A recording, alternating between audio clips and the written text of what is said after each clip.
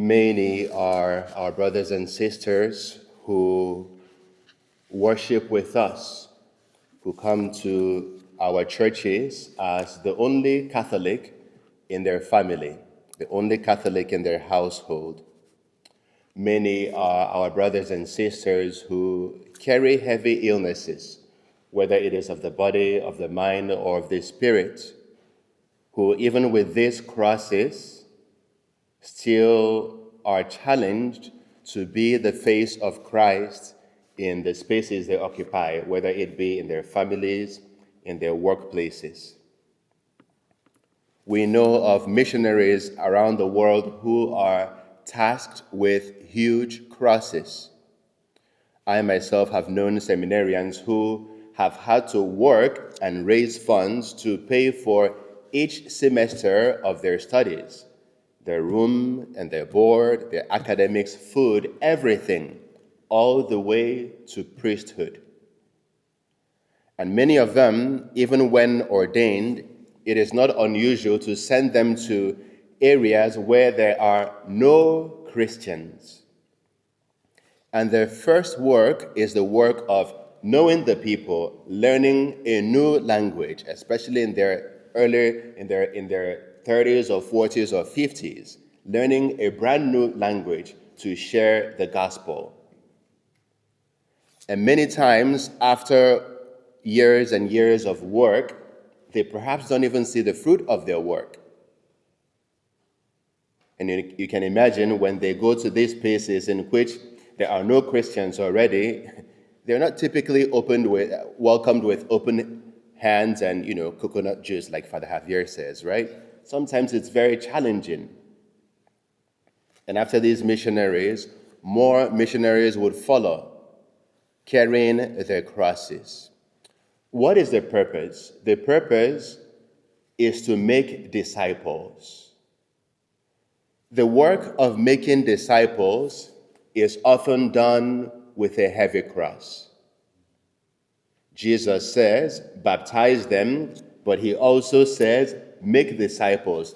Baptizing, almost anybody can do that, to pour the water on the head and to say the correct formula. Almost anybody can do that. But the difficult work is the work of making disciples. 3.5 centuries before the second atomic bomb was dropped in Nagasaki, 26 martyrs of Japan were crucified on a hill now known as the Holy Mountain overlooking Nagasaki. Brother Paul Miki, a Jesuit and a native of Japan, has become the best known among the martyrs of Japan. While hanging upon a cross, Paul Miki preached to the people gathered for the execution, saying, "The sentence of judgment says, these men came to Japan from the Philippines, but I did not come from any other country. I am a true Japanese. The only reason for my being killed is that I have taught the doctrine of Christ.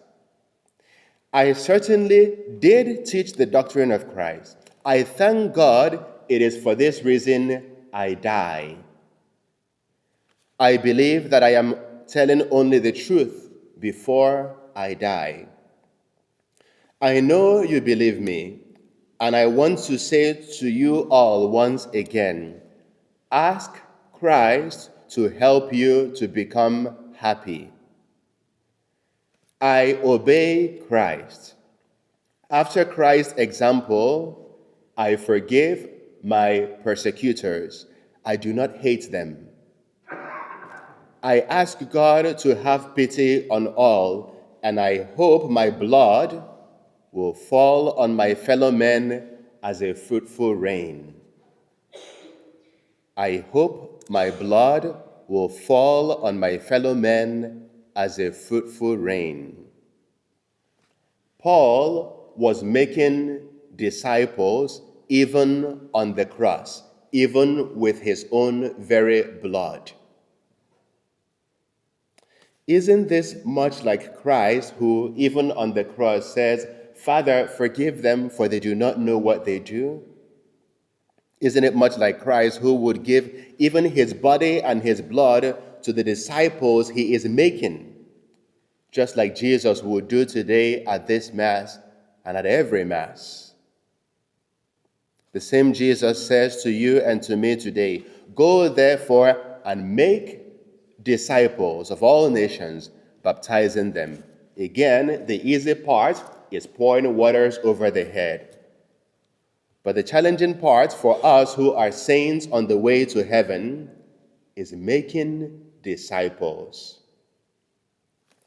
We do not have to begin making disciples by looking too far, looking for another country or another nation to go to. No, Jesus asks us to make disciples of one another, of those who are already sitting next to us, those we meet on social media, our own families, our own friends, those around us.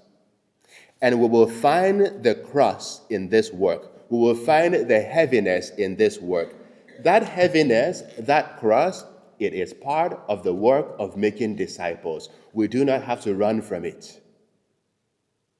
Because Miki made disciples even from the cross, even with his own blood. And so when we feel the weight of that cross, we have to ask for grace. The same grace that Jesus gave to St. Miki and his companions. The grace with which Jesus looked at those who hung him on the cross and said, "Father, forgive them, for they do not know what they are doing."